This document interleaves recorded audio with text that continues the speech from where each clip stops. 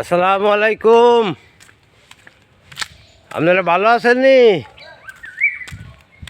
কেমন হইতেছে দেশের হাবভাব? নমুনা খারাপ।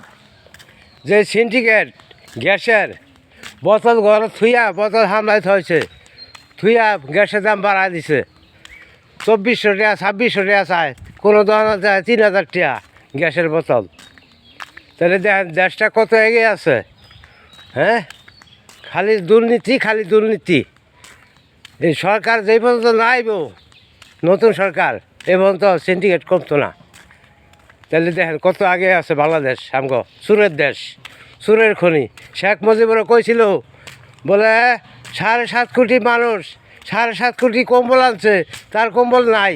তাহলে হ্যাঁ সুরের খনি পাইছে, মাইসে পাইছে সোনার খনি, হ্যাঁ পাইছে সুরের খনি।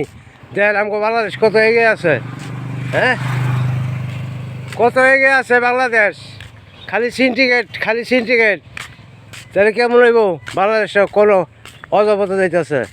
তাহলে ভালো থাকেন, আবার দেখা হবে।